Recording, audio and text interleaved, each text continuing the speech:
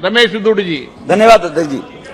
अध्यक्ष जी, जिसमें देश की अस्मिता वैभव को चोट पहचाने वाली जो मानसिकता है उसको रोकने के लिए बिल लाया गया अध्यक्ष जी। अध्यक्ष जी, दिल्ली भारत का दर्पण है।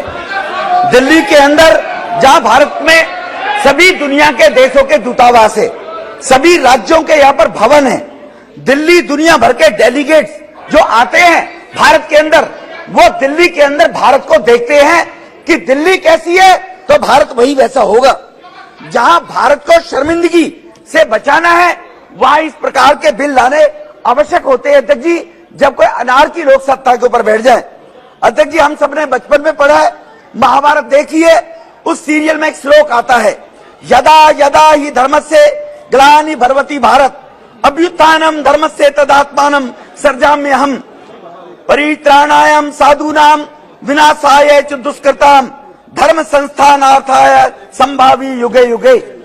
अध्यक्ष जी, ये महाभारत में जो कहा गया है कि जब जब धरती के ऊपर अधर्म पैदा होगा तब तब मैं प्राप्त आगे आता हूं। जब जब अधर्म बढ़ता है सज्जन लोगों की रक्षा के लिए मैं आता हूं, दुष्टों के विनाश करने के लिए मैं आता हूं, धर्म की स्थापना के लिए मैं आता हूं और युग युग में हमेशा जन्म लेता हूं। ये महाभारत में कहा गया हमारे पुराण में अध्यक्ष जी। अब अध्यक्ष जी, ये बिल दिल्ली में पिछले 8 वर्ष से हो रहे अधर्मी सरकार के अधर्म को समाप्त करने के लिए लाया गया है। अध्यक्ष जी, महाभारत में एक चरित्र था जिसका नाम था दुर्योधन। आज दुखद है कि दिल्ली राज्य में भी उसी चरित्र का एक, उसी नकारात्मक मानसिकता का व्यक्ति इस दिल्ली के अंदर दुर्योधन के रूप में यहाँ पर बैठा हुआ है। सर फर्क कितना है, वो दुर्योधन लंबा चौड़ा था, ये दुर्योधन थोड़ा बौना है। सर दूसरा, उसके पास एक शकुनी था और इस बौने दुर्योधन के पास को बहुत भ्रष्टाचारी, परिवारवादी, सनातनी विरोधी ऐसे गठबंधन के लोग साथ लग गए हैं सर। इसलिए अध्यक्ष जी, राज्य के एडमिनिस्ट्रेशन और जनप्रतिनिधिगण में तालमेल की आवश्यकता होना जरूरी है। मैं सहमत हूं, अभी नेता प्रतिपक्ष ने विपक्ष ने कहा है, दोनों को मिलकर जनता के काम, जनता की सेवा करनी चाहिए, ये बिल्कुल ठीक है अध्यक्ष जी। परंतु जब अध्यक्ष जी छलिया, अहंकारी, भ्रष्ट, कायर जनप्रतिनिधि सत्ता में बैठ जाते हैं तब जन सेवा में लगी व्यवस्था पक्ष को संरक्षित करना अति आवश्यक हो जाता है अध्यक्ष जी। अध्यक्ष जी, इस बौने दुर्योधन के चरित्र की विशेषता मैंने पहले कहा छलिया के रूप में। अध्यक्ष जी, मैं इनकी राजनीति की यात्रा के बारे में बताता हूं, सदन को अपने आप इनका सब पता चल जाएगा सर। अध्यक्ष जी, जो मान्य सदस्य बैठे हैं, पहला चरित्र था विश्वासघात। जिन लोगों को जनमानस का एक विश्वास था, अन्ना जी जैसे लोगों को, कुमार विश्वास जैसे लोगों को, सत्ता पर बैठने के बाद उनके साथ विश्वास किया जिनके दम पर राजनीति में आया था, ये कहकर कि पढ़े लिखे लोग होने जरूरी नहीं है, अन्ना जी भले अनपढ़ है लेकिन शासन व्यवस्था बहुत बढ़िया चलाएंगे, ये पौने दुर्योधन ने बोला था अध्यक्ष जी। इसीलिए अध्यक्ष जी, उनको धोखा दिया। दुर्योधन ने ऐसा ही विश्वासघात किया अपने चचेरे पांडव भाइयों के साथ, इन्होंने भी वही किया। इसीलिए अध्यक्ष जी, दुर्योधन ने भी छल कपट से सत्ता हथियाई। इनका छल कपट देखिए, दिल्ली वासियों के साथ झूठे वायदे करके कहा इस बौने दुर्योधन ने, मैं पूरी दिल्ली में सीसीटीवी कैमरे लगाऊंगा। ये पता नहीं कांग्रेसी कहां ढूंढ रहे हैं सीसीटीवी कैमरे। मैं 500 स्कूल बनाऊंगा, पता नहीं इन्होंने कहा 500 स्कूल, दिल्ली कांग्रेसियों ने 500 स्कूल के साथ 20 कॉलेज बनाऊंगा, फ्री वाईफाई दिल्ली को दूंगा, दिल्ली को लंदन पेरिस बनाऊंगा, पेरिस बनाने के बाद हर घर में नल से जल दूंगा। इस छलिए ने छल कपट करके जन लोकपाल भ्रष्टाचार के खिलाफ लेकर आऊंगा, 2 लाख पब्लिक टॉयलेट बनाऊंगा, 30,000 बेड के नए अस्पताल बनाऊंगा। ये बताइए, दिल्ली में कोई गिनवाकर, आप दिल्ली देश की राजधानी में माने सांसद के रूप में सदस्य बैठे हुए, गिनवाकर बताएं और वो रिपोर्ट रखें कि उस छलिए ने जो कहा था वो कितना दिल्ली का विकास हुआ है। अहंकार अध्यक्ष जी, अहंकार में कृष्ण भगवान ने भी कहा था, बार बार दुर्योधन को कहा पांडवों को 5 ग्राम दे दो, एक सुई की नोक की बराबर भी नहीं दूंगा, ये दुर्योधन ने बोला था। ये जनप्रतिनिधि की सेवा भाव से काम करना चाहिए था, लेकिन बौना दुर्योधन क्या कहता है, मैं दिल्ली का मालिक हूं, ना खाता ना बही, जो ये कहे वो सही। कहता मैं दिल्ली का मालिक हूं, इलीगल काम करने के लिए, अनैतिक असंवैधानिक काम करने के लिए गुंडागर्दी दादागिरी का परिचायक बन गया। मैं उदाहरण देना चाहता हूं अध्यक्ष जी। अध्यक्ष जी, एक एक करके दिल्ली में 1000 नई बसें लानी थी अध्यक्ष जी, 1000 बस लानी थी उसका दिल्ली में कैबिनेट ने अप्रूवल दे दिया।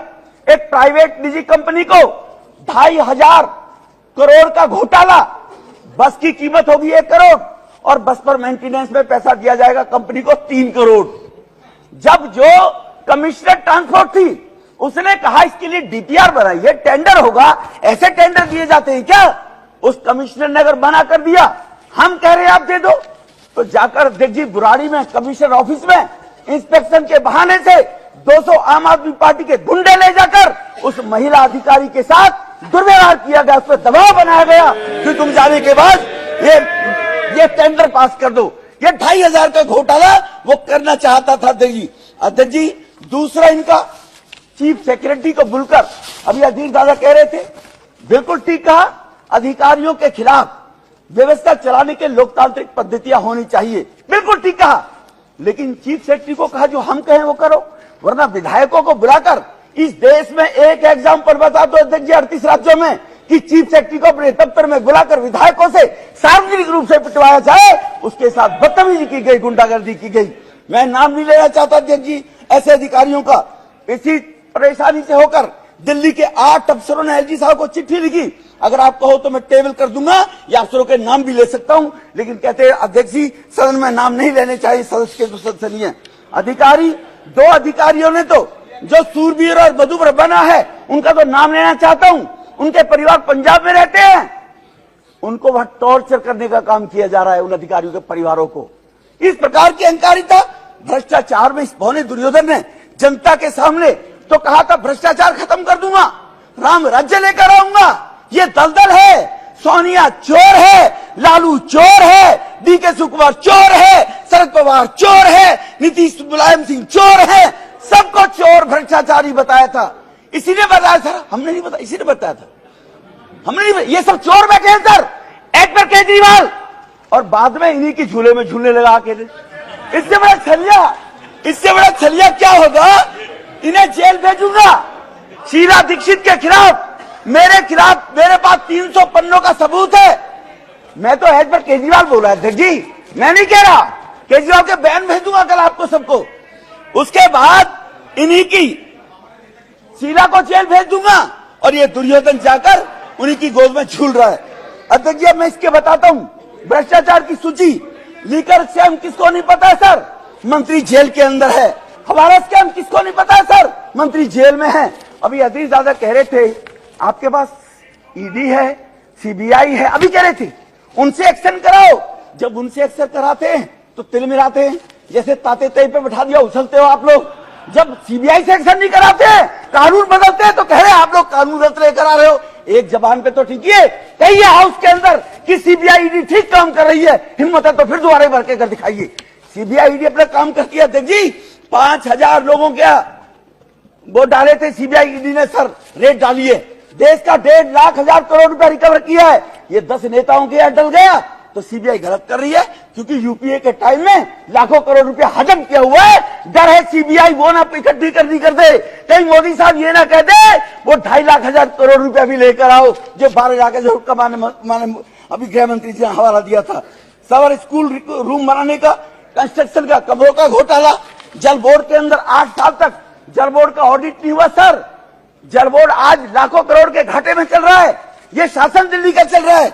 बिजली के अंदर बिजली कंपनियों ने दावा किया कि हमारा 26,000 करोड़ रुपया चाहिए। बिजली कंपनियों की पेमेंट नहीं हो रही। मैं वकालत नहीं कर रहा कंपनियों की, वो भी लुटेरे हैं, लेकिन किसके नीचे?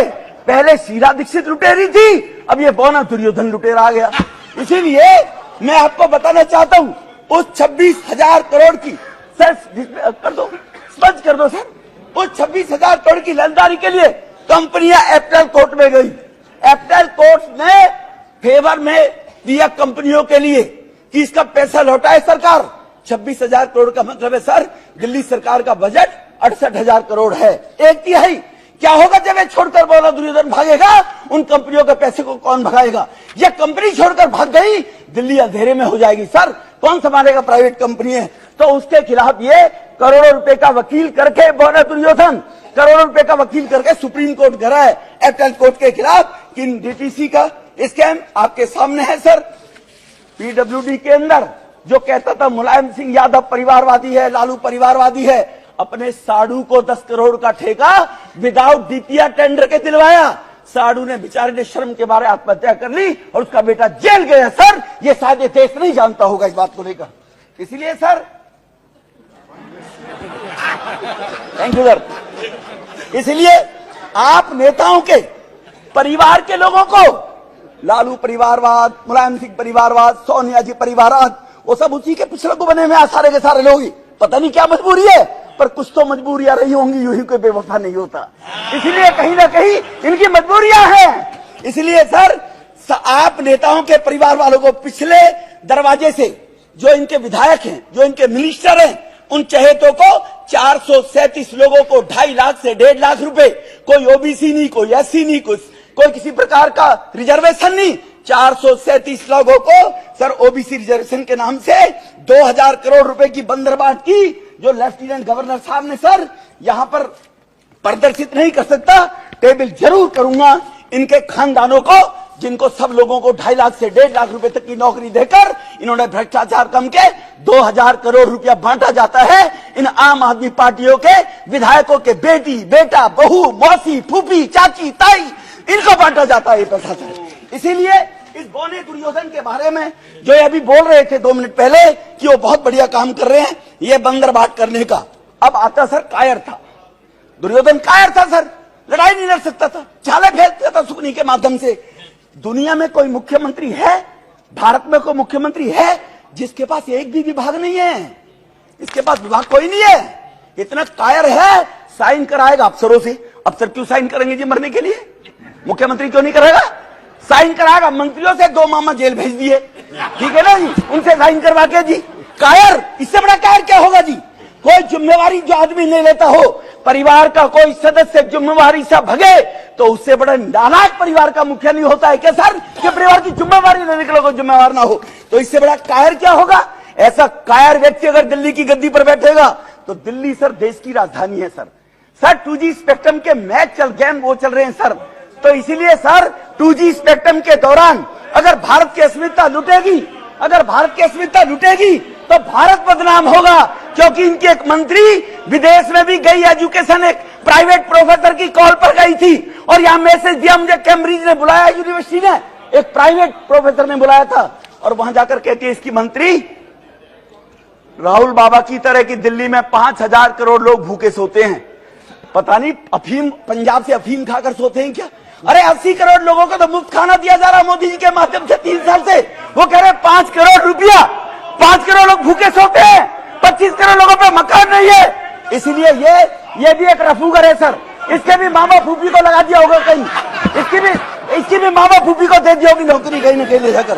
तो सर ये आपको अवसर मिलेगा, आपको अवसर मिलेगा तो बोलिएगा प्लीज। अभी अपनी आपको अवसर मिलेगा, नाम देता हूं सर, ऑन रिकॉर्ड में कहता हूं, नकारात्मक सोचकर शिक्षा की राजनीति करने वाला व्यक्ति। भाटी के अंदर कॉलेज खुलना था, 8 एकड़ जमीन चाहिए थी, डीएम बोलती है इनकी, डीएम बोलती है बोलो विधुड़ी से जमीन ले ले। डीएम ने कहा सर विधुड़ी अपने घर के लिए नहीं मांग रहा, दिल्ली विश्वविद्यालय का कॉलेज खुलेगा। उन्होंने मिनट्स में लिखा है सर, डीएम ने मिनट्स में लिख के चली गई कि विधुड़ी जी वो जमीन नहीं देने वाले हैं। ऑनरेबल लेफ्टिनेंट लैंड उनके पास थी, ऑनरेबल लेफ्टिनेंट गवर्नर ने कितना भागना पड़ा, पहले उस लैंड को अर्बनाइज कराना पड़ा एलजी साहब को, तब वहां जमीन दी। क्या गरीब के बच्चों के पढ़ने के लिए, बच्चियों के लिए कॉलेज नहीं होना चाहिए दिल्ली के अंदर? इसने कहा 20 कॉलेज खोलूंगा, और नकारात्मक सोच के कारण एक कॉलेज की भी इजाजत नहीं दी। इसलिए सर मैं बता देना चाहता हूं इनको, जिस सुप्रीम कोर्ट का रोना रो रहे हैं, ऑनरेबल सुप्रीम कोर्ट ने कहा था, अभी बड़ी सुप्रीम कोर्ट की तारीफ वाहवाही कर रहे थे, ऑनरेबल सुप्रीम कोर्ट ने कहा कि तुम्हारे पास 13,000 करोड़ रुपया एडवर्टाइजमेंट के तो हैं, लेकिन रैपिड रेल के लिए 450 करोड़ नहीं है कि दिल्ली में मेरठ तक, दिल्ली में गाजियाबाद तक रैपिड रेल का संचालन हो। ये किसने टिप्पणी की है सर? ये ऑनरेबल सुप्रीम कोर्ट ने की है। तो सुप्रीम कोर्ट की यह बात भी तुम्हें याद करनी चाहिए और बतानी चाहिए, इस बौने दुर्योधन ने 13,000 करोड़ रुपया एडवर्टाइजमेंट पर प्रचार प्रसार में तो लगा दिया, लेकिन 4.5 करोड़ रुपया रैपिड रेल के लिए, डीपीआर के लिए बौने दुर्योधन ने नहीं दिया सर। इसलिए सर आयुष्मान योजना रोककर 2018 में योजना दिल्ली में नकारात्मक सोच सर, पूरी देश में गरीबों की बीजू पटनायक जी ने अपनी योजना चला रखी है, सबने चला रखी है, लेकिन दिल्ली के अंदर गरीब का बेटा, गरीब की मां, बहन, बहू बगैर इलाज के जीवन को ना खो दे, वो दिल्ली के लोगों को आयुष्मान भारत योजना आज तक इस बौने दुर्योधन ने लागू नहीं की। अरे दिल्ली वासी ने तुझे मुख्यमंत्री बनाया है। अरे तेरी दुश्मनी बीजेपी से हो सकती है, लेकिन दिल्ली के 2.5 करोड़ से तेरी क्या दुश्मनी है? आयुष्मान भारत योजना क्योंकि मोदी साहब लेकर आए गरीबों के लिए, वो आज तक लागू नहीं की सर। इसलिए मैं नकारात्मक सोच की बात बता रहा हूं सर। इसलिए सर मैं अपनी बात यहीं पर खत्म करने से पहले आपसे निवेदन करना चाहता हूं कि इसी बौने दुर्योधन के अंदर, थैंक यू, पानी की व्यवस्था, इसी उनके बौने सहयोगी दुर्योधन ने, पानी की व्यवस्था कर रहे हैं। इसी बौने दुर्योधन ने 26 जनवरी को देश के रिपब्लिक डे पर बाहर का विदेश से डेलीगेट आता है, और यही बौना दुर्योधन 26 जनवरी को राजपथ पर धरने पर बैठ गया था सर। मुख्यमंत्री धरने पर बैठते हैं, ये संविधान की बात कर रहे हैं। ये पूछिए एक बार कल केजरीवाल से जाकर कि देश बड़ा है या बौना दुर्योधन बड़ा है, देश के संविधान के बाद जाकर ये पूछना चाहिए इन लोगों को सर। तो इसलिए 26 जनवरी को इनके लंदन में, जो मैंने पहले कहा, जो लंदन में जाकर भाषण दिया, इसलिए अध्यक्ष जी अभी अधीर दादा बोल रहे थे, इनकी बात का जवाब देना चाहता हूं कि अगर जवाहरलाल नेहरू ने बहुत अच्छा किया था, मणिपुर क्यों जल रहा था? 1993 में इसी मणिपुर में 9 महीने तक दंगे हुए और 750 लोगों की हत्याएं हुई, और तुम्हारा गृह मंत्री, तुम्हारा प्रधानमंत्री जहां का भी नहीं, और हमारे ऑनरेबल गृह मंत्री साहब ने 2 महीने में दंगों को रोककर ये संदेश दे दिया देश में ऐसा अब नहीं चलेगा। आपने जो मणिपुर के बारे में बोला था, क्या कश्मीर की माता बहनों का दर्द याद नहीं है? ये कौन लेकर आया था? कौन देश को चला रहा था? नेहरू जी, पंडित जी ही चला रहे थे। कश्मीर के अंदर कितने बेघर हिंदुओं को बेघर कर दिया, कितनी माता बहनों की अस्मिताएं लूटी गई, ये किसने किया? ये नेहरू जी के कारण देश बर्बाद हुआ। अधीर दादा, मणिपुर की 250-150 मौतें नहीं होनी चाहिए थी शंगा के, लेकिन 750 भी हुई, तो तुम्हारे कांग्रेस के राज में हुई, उसका जवाब तुम्हें देना पड़ेगा। बहुत बहुत धन्यवाद।